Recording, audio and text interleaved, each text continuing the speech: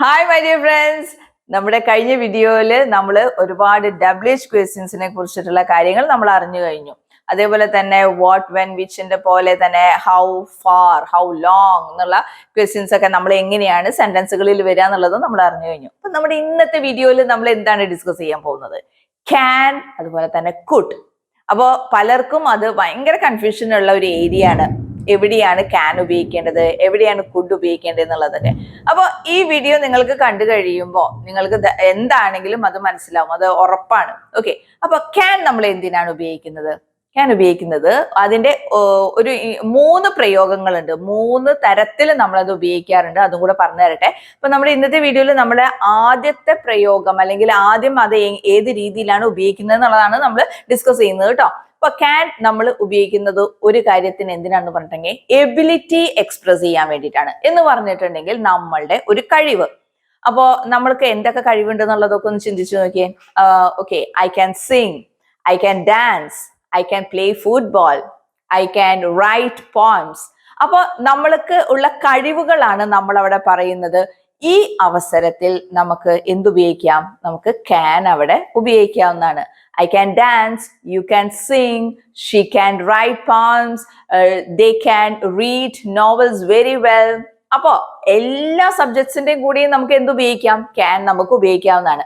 അവർക്ക് ഇന്നത് ചെയ്യാൻ പറ്റും, അവർക്ക് നല്ലപോലെ ഫുട്ബോൾ കളിക്കാൻ പറ്റും, എനിക്ക് നന്നായിട്ട് റീഡ് ചെയ്യാൻ പറ്റും, അവൾക്ക് നന്നായിട്ട് എഴുതാൻ പറ്റും. അപ്പൊ എല്ലാത്തിന്റെയും കൂടെ ആ പറ്റും എന്ന് നമുക്ക് പറയുന്ന സന്ദർഭങ്ങളിൽ നമുക്ക് എന്ത് ഉപയോഗിക്കാം? ക്യാൻ നമുക്ക് ഉപയോഗിക്കാവുന്നതാണ്. ഇനി നമ്മൾ അങ്ങനെയാണെങ്കിൽ കുഡ് എന്തിനാണ് ഉപയോഗിക്കുന്നത്? കുഡ് നമ്മൾ ഉപയോഗിക്കുന്നത് ക്യാനിന്റെ പാസ്റ്റ് ടെൻസ് ആയിട്ടാണ്. ഓക്കെ, എന്ന് പറഞ്ഞിട്ടുണ്ടെങ്കിൽ എന്താ? കഴിഞ്ഞു പോയിട്ടുള്ള ഒരു സംഭവം, അതായത് എനിക്ക് ആ സമയത്തൊക്കെ അത് പറ്റുമായിരുന്നു എന്ന് പറയാൻ വേണ്ടിയിട്ട് നമ്മൾ എന്ത് ഉപയോഗിക്കാറുണ്ട്? കുഡ് ഉപയോഗിക്കാറുണ്ട്. I could Singh very well last year. അതിന്റെ അർത്ഥം എന്താണ്? എനിക്ക് കഴിഞ്ഞ വർഷം എനിക്ക് നന്നായിട്ട് പാട്ട് പാടാനായിട്ട് പറ്റുമായിരുന്നു. അപ്പൊ എന്താ പ്രശ്നം? ഇപ്പൊ എനിക്ക് അതിന് കഴിയുന്നില്ല. കഴിഞ്ഞ വർഷം എനിക്ക് നന്നായിട്ട് പറ്റുമായിരുന്നു, ഈ വർഷം എനിക്കത് കഴിയുന്നില്ല. അപ്പൊ അങ്ങനത്തെ ഒരു കാര്യം നമുക്ക് സൂചിപ്പിക്കാൻ വേണ്ടി അല്ലെങ്കിൽ പറയാൻ വേണ്ടിയിട്ട് നമുക്ക് എന്ത് ഉപയോഗിക്കാം? കുഡ് എന്നുള്ളത് നമുക്ക് അവിടെ ഉപയോഗിക്കാം. You could play guitar in your prime, അല്ലെങ്കിൽ you could play football in your prime എന്ന് പറഞ്ഞിട്ടുണ്ടെങ്കിൽ നിങ്ങൾക്ക് നന്നായിട്ട് അല്ലെങ്കിൽ നിനക്ക് നന്നായിട്ട് ഫുട്ബോൾ കളിക്കാൻ പറ്റുമായിരുന്നു നിന്റെ നല്ല സമയത്ത്. ഇപ്പൊ നല്ല സമയം എന്ന് അവിടെ ഉദ്ദേശിക്കുന്നത് ആ കുട്ടിയുടെ അല്ലെങ്കിൽ ആ ആളുടെ ചൈൽഡ്ഹുഡിലായിരിക്കാം, അല്ലെങ്കിൽ നല്ല എനർജി ഉള്ള ഒരു സമയത്തായിരിക്കാം. പക്ഷെ ഈ സമയത്ത് എന്താണ്? അതിന് കഴിയുന്നില്ല. They could play football last year very well എന്ന് പറഞ്ഞിട്ടുണ്ടെങ്കിൽ എന്താണ്? അവർക്ക് നല്ലപോലെ ഫുട്ബോൾ കളിക്കാൻ പറ്റിയിട്ടുണ്ടായിരുന്നു, അല്ലെങ്കിൽ പറ്റുമായിരുന്നു. അവർക്ക് കഴിഞ്ഞ വർഷമൊക്കെ നന്നായിട്ട് അവര് കളിച്ചിട്ടുണ്ടായിരുന്നു എന്ന് നമ്മൾ പറയില്ലേ.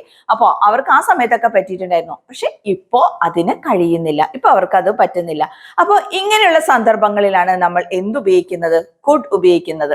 അപ്പോ ഇതിന്റെ ഒരു പ്രയോഗമാണ് നമ്മൾ ഇന്നത്തെ വീഡിയോയിൽ പഠിച്ചത്. അപ്പോ ഇനി രണ്ടാമത്തെയുണ്ട്, മൂന്നാമത്തെയും പ്രയോഗങ്ങളുണ്ട്. അപ്പൊ നമുക്ക് ഓരോന്നായിട്ട് നമ്മളുടെ ഇനി വരുന്ന വീഡിയോസിൽ നമുക്ക് മനസ്സിലാക്കിയെടുക്കാനായിട്ട് പറ്റും. അപ്പൊ ഇതിനെ കുറിച്ചിട്ട് നിങ്ങൾക്ക് എന്തെങ്കിലും ഡൗട്ട്സ് ഉണ്ടെങ്കിൽ എന്ത് ചെയ്യണം നിങ്ങൾ?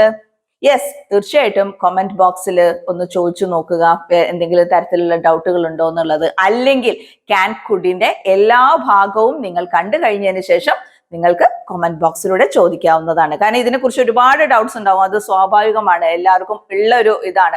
എത്ര നമ്മൾ അറിഞ്ഞു കഴിഞ്ഞാലും പഠിച്ചു കഴിഞ്ഞാലും ചിലപ്പോൾ നമുക്ക് പിന്നെയും ഡൗട്ട്സ് ഉണ്ടാവും. അതുകൊണ്ടാണ് ഞാനിത് ഓരോ സെഗ്മെന്റ് ആയിട്ട് ഡിവൈഡ് ചെയ്തിട്ട് നിങ്ങൾക്ക് തരുന്നത്. സോ ഇത് നിങ്ങൾക്ക് ഹെൽപ്ഫുൾ ആവുമെന്ന് തന്നെ ഞാൻ വിചാരിക്കുന്നു.